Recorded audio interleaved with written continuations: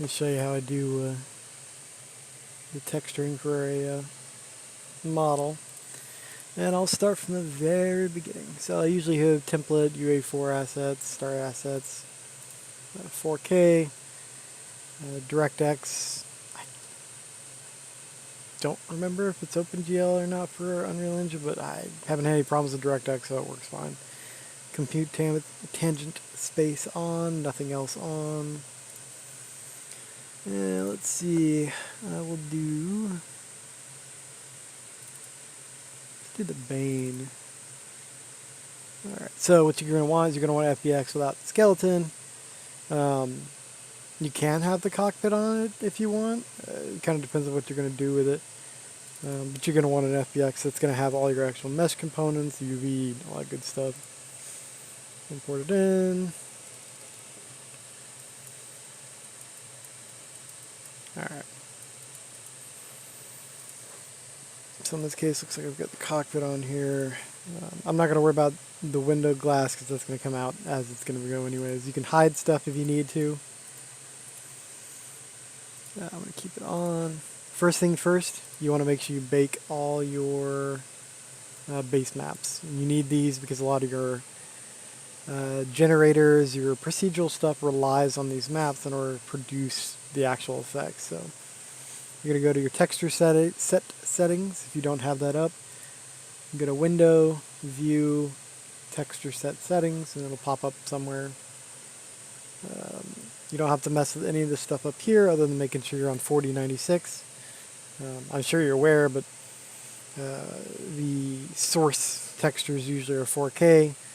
Unreal Engine crunches everything down to 2K on its own. So, big mesh maps. I always go all the way up to 4K. You can go to 8K if you really want to. I haven't messed with it. That's probably not worth it. Set your common parameters to 4K. Make sure you've got everything ticked here. And bake. You'll see it goes through generating all your different maps. Like I said, these are how you generate your procedural effects. Now, I've seen you've used them.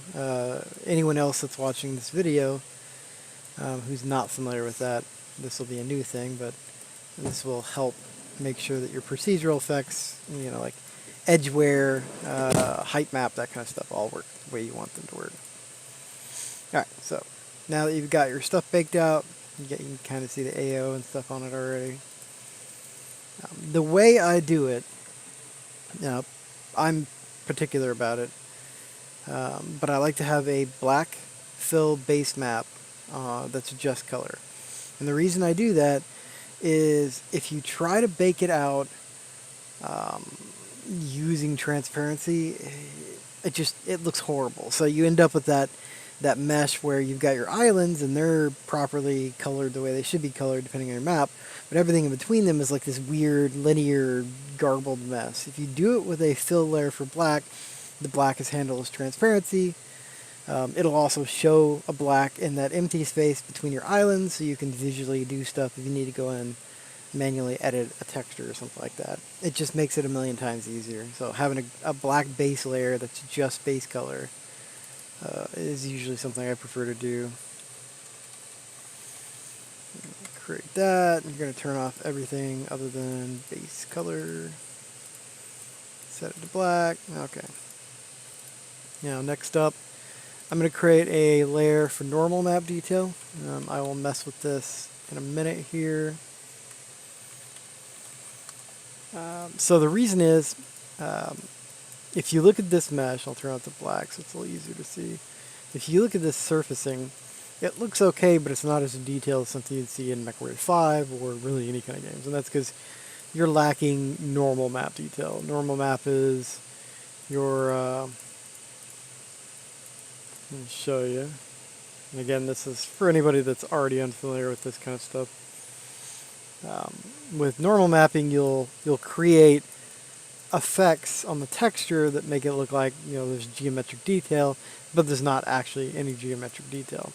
And this is a way to get better surface detail, better mesh detail without actually having to model it in, so you can keep your poly counts low. The reason you want this layer here is you want to make sure you can bring all your normal map and height. So in terms of substance, height is also the same. So you will have a height layer, and height is technically different, but when you bake out your normals, the heights will bake into the normal. So for the way I'm handling my referencing anyways, height you can kind of think of as the normal map detail as well. But you want a single layer that contains all your normal map detail so that you can have your procedural generation masks and stuff actually utilize that detail. So you'll get edge wear on the edges of your rivets or your little cut-ins or whatever it is you're having to do. You will get those procedural effects on those, which will make things look significantly better than if you don't have those. But like I said, I like to create all my layers and set everything up just to make sure it's there. So we've got a normal detail. Now next up I create a folder, and this one I call for dupe. Now the reason I do this is because when you get to making skins, you're going to want to have just a nice little paint layer set up that you can just dupe and then rename and modify how you want. You're going to create 3 layers in that. Bottom layer is going to be your red layer, and then your yellow, and then your magenta. These are the different colors that are utilized by MechWarrior 5 to generate your skins. And of course in each layer you're going to want to turn off everything but base color, and you'll want to set your base colors to what they're supposed to be. You can do that with your little RGB down here at the bottom. So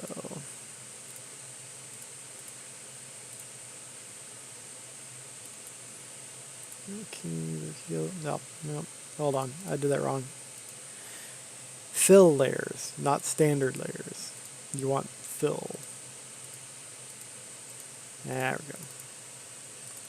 Because the way I handle creating masks, and this is generally going to be the easiest way for most people, is you're going to want to use an actual masking layer to paint that color on, which, again, I'll show you later. So, yellow, magenta,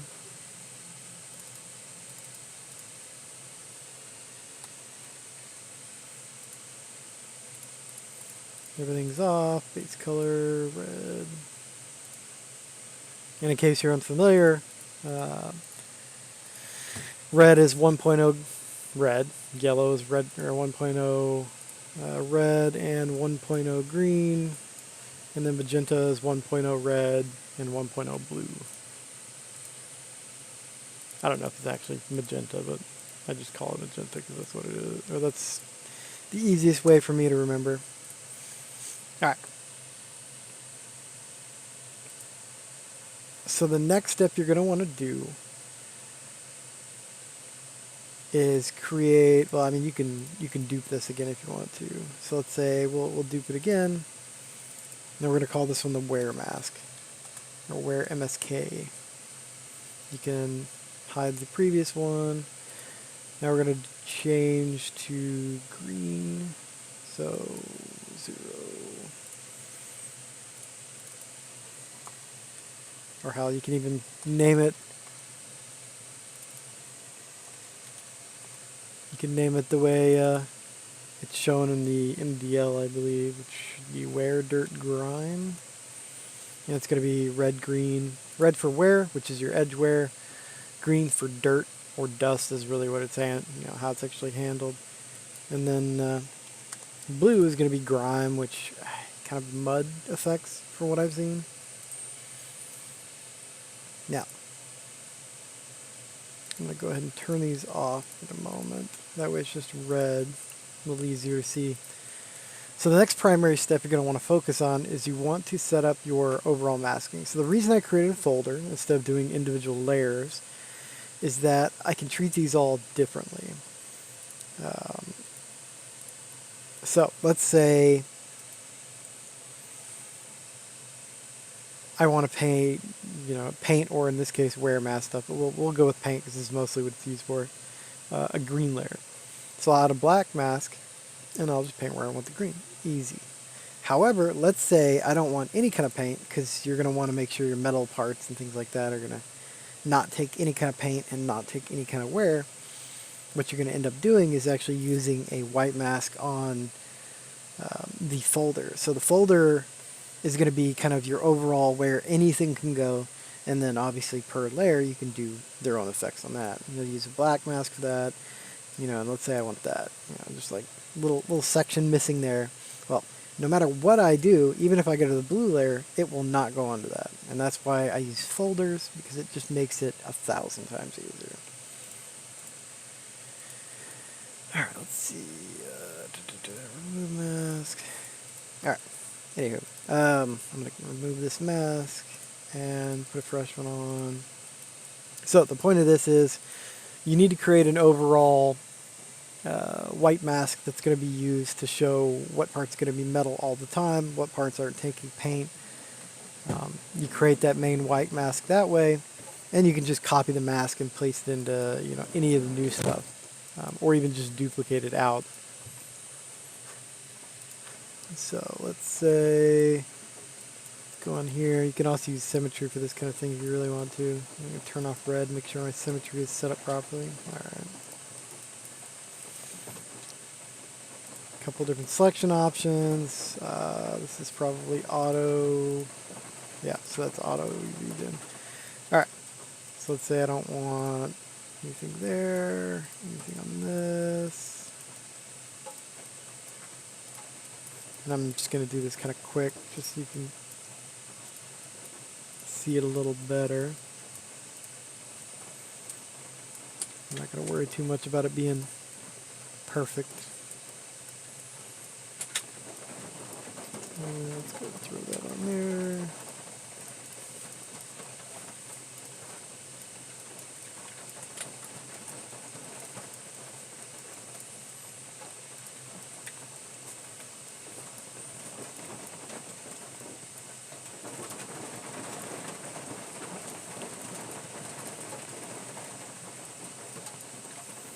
Get a couple of these things painted up, and then we'll call it good, and we'll move on to the next step.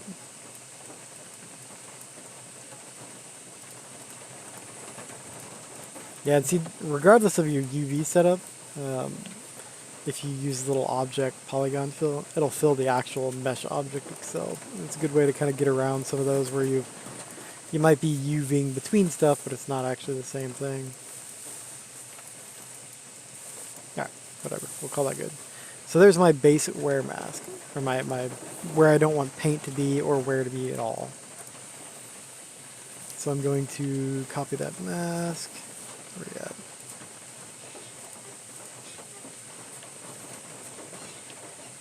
at? Add white mask and paste into mask. Where are you? There it is. Alright, so every time I dupe that for dupe folder setup, it will always carry that same thing. Easy peasy, you don't have to go back through and redo anything if you don't want to. Alrighty, so now I'm going to show you how I'm going to do my wear masks and stuff. So I'll turn on my black base layer. There we go.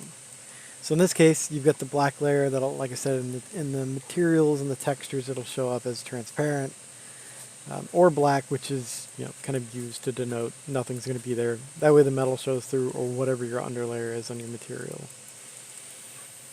Let's go over here to, because I think for wear I've been recently using the actual main edge wear. So there's a couple of different ways, or a couple of different sections. Where's my remove mask? There it is. Alright. So you've got your actual smart masks over here. A big selection of stuff. Most of these are going to be what you're going to use. They work fairly well. Just, mess with them, see what you like. Some work better than others. What I do generally works well enough for me. It's not perfect. It can definitely use some improvement, but gets the job done. And the mask I usually use for edgeware actually isn't in the smart masks folder. It's actually in the generator itself. So if you add a black mask or white, sometimes I end up swapping back and forth because sometimes it doesn't work the way I want. Click on your mask, right click, and you do add generator. Now, if you click the generator, you go through here and you'll see an edgeware. Where are you? Yeah, metal edgeware. Now you see, it gives you a nice, fairly sharp. I mean, there's still a little bit of scattering. Depends on what you're looking for. If you're looking for really clean edges, you can go with that. You can actually remove some of the grunge. You can take the grunge all down all the way. And you end up with just really sharp edges, which, you know, looks fine for the most part. And we can even go with that. You'll just adjust your stuff. Wear contrast, wear levels. I haven't found a way to kind of grow it out away from the edge yet. There's probably some way to do that, but I haven't had a whole lot of luck with it. I'm gonna get a little, yeah, let's go. Triplanar is not gonna make a difference. Alright, we'll work with this. It's clean enough, it's easy enough to use. So, there's my edgeware. Now, since we're on edgeware, I'm going to explain to you why you wanted that normal, single normal detail channel back before. So take color off, there we go. Alright, height. I'm going to turn off black real quick. So, what you see is the edgeware is following all the edges. That's based on those maps you baked earlier when you first brought the model in. Now, if I do some, let's say I do, where's my alphas at? Do some like plates or rivets or something. I got a bunch of other random alphas and stuff in here. Let's see, let's find something that'll be kind of easy to see. Let's go with this hexagon. Alright. Now, let's say you're going to do, you want some kind of like hexagonal plates. You drop your plate down. Now it's not taking the edgeware. You can see it's not affected by it. None of your generators will handle it. And in the game, you won't really easily be able to see those effects on it. So it kind of reduces the quality of your mesh in general, particularly in the actual game environment. Now, the way you get it to read that normal detail is you need a unified map of your normal. So whether it's normal or height, in this case we're using height because I usually just use height to stamp it down. There's a bunch of actual normal textures in here you can use, and some people prefer that, but I like height because I like to adjust it a little bit. Now with height, what you'll end up doing is actually exporting a texture. I'll actually go ahead and do that now. Alright, global settings. I usually export as something different than what I imported in. Where is it? PBR metallic roughness. Let's go slap that out here.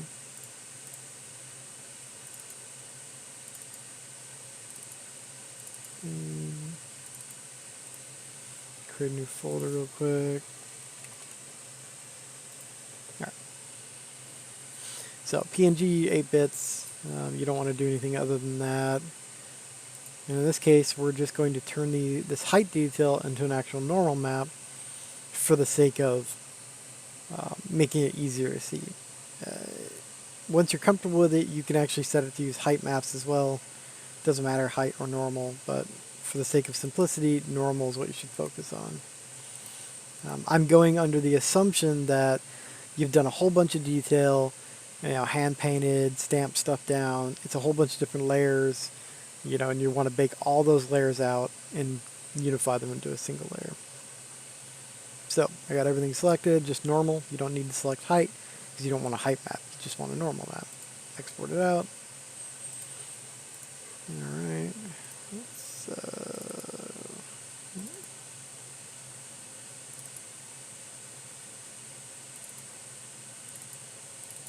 textures, test. All right. So it'll be kind of hard to see on here. Let's see if I can find them.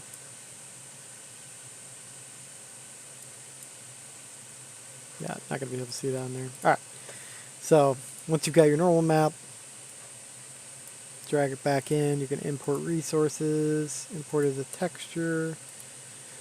Current session's usually your best bet, and simply because you don't really want to have it show up on absolutely everything you ever do. Import that in. Alright. Now what you're going to want to do is you're going to want to bring it in as a fill. So fill layer, we'll do normal fill as the name. Going to go ahead and hide the original layers. Gonna get rid of everything else but normal. Drag it into your map, and now you can see you've got your normal. Now if you have your originals on, you'll notice it gets much sharper. That can be a good way to double up your maps if you're trying to get really strong normal effects, but in this case we don't really need that.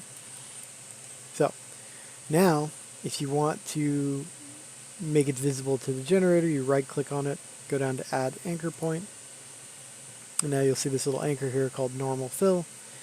Here's the point name. You can change it if you need to. In this case I'm not going to worry about it. Now in your generator, let me scroll this up here a little, make it a little easier to see. It can be kind of difficult to find sometimes. There's two little sections you want. So you see this little drop down, and sometimes it's kind of hidden. You gotta struggle to find it. It's called micro details. That's how you're going to get your generator to read the normal or read the height map.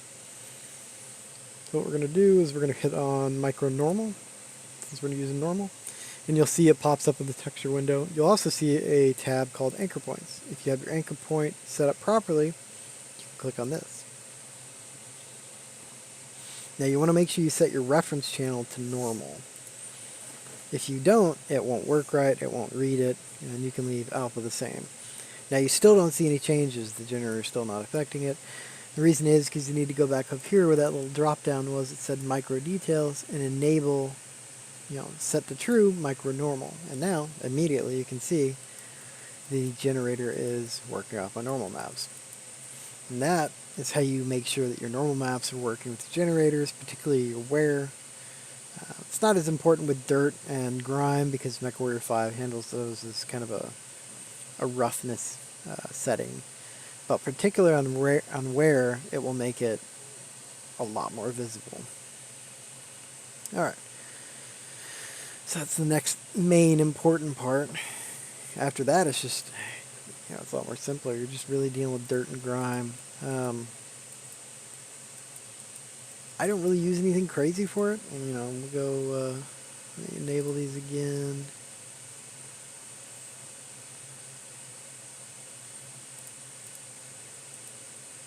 I usually set a black mask. The reason is these are not meant to fill your model up with color. It's meant to be generating the color on based on your procedural settings. So you want to make sure it's usually going to be using a black mask. And go ahead and turn blue back on. So dirt, I usually use, I think it was a dust. Was it dust soft, I think? There's a dust subtle. Might be dust subtle. Let me check. Because I usually do kind of a position gradient, so up to down kind of thing. Global balance. Which way is this going?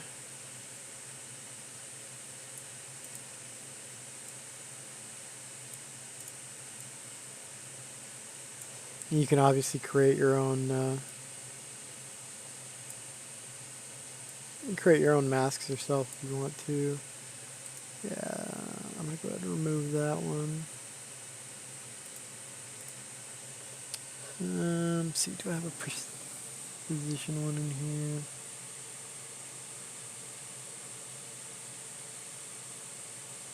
here? I suppose I could try ground dirt. Let's do dirt ground. So the dust layer, you generally want it to be fairly light. You don't want it to be really, really strong.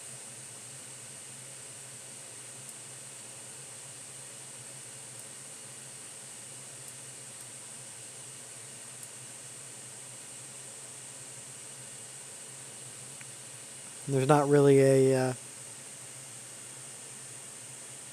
set methodology I use for this kind of stuff. I just kind of test around. Yeah, I don't like how that one's going. Alright.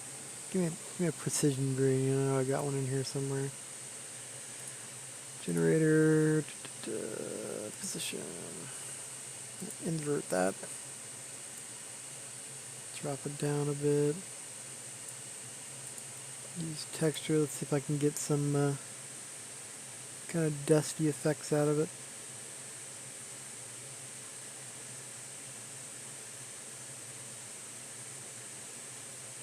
I don't know if dirt gradient's going to do what I want it to do.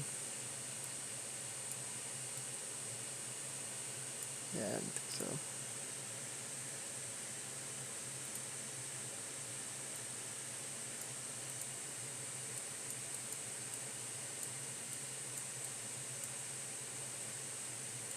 Alright, I guess none of those want to work.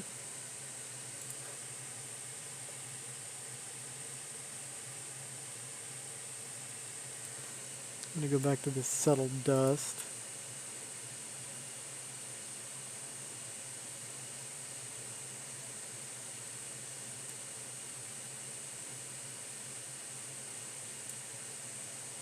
I know there was a way I used it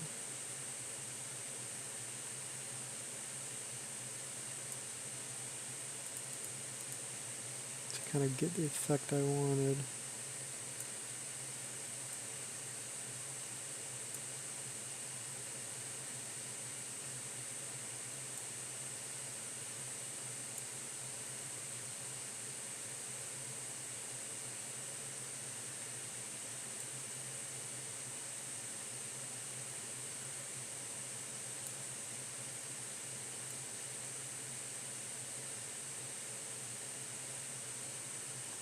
See, now I have found you don't want the dust layer to be too light, otherwise it doesn't really seem to have any visual effect, because MechWarrior 5 doesn't really use gradients.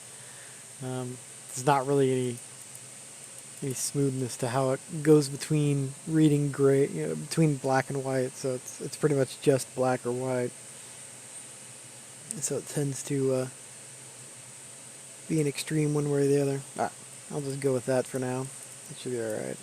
You can always go back in and make much more complicated generators if you really want to. Last one is grime. We're going to do...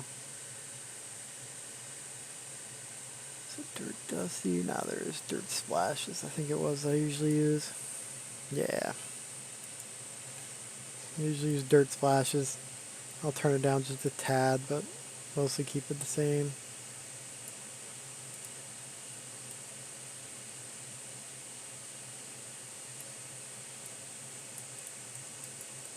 Alright.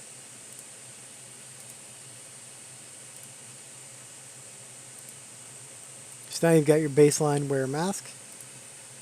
And you can go ahead and duplicate the folder setup again for a paint mask.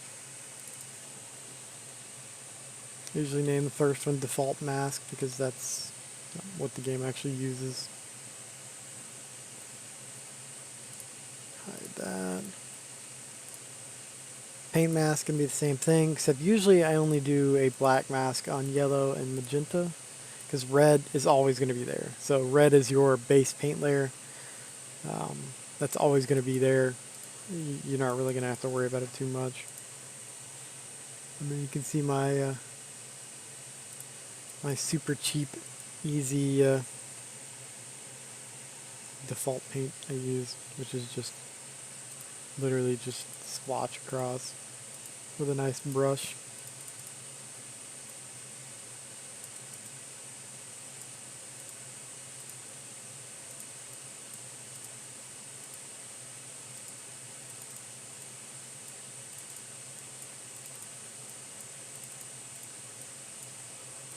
Now, for anybody familiar with actually doing skin painting and stuff, this is awful, and there's much better ways to do it, or much more detailed ways to do it, but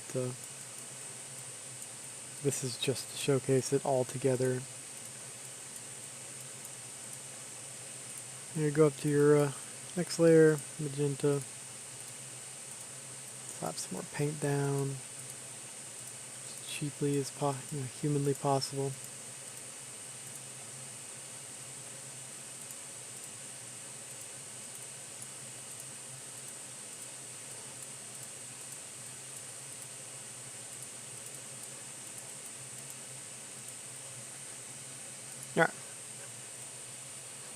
So now we've got paint layer done, we got our layer mask done.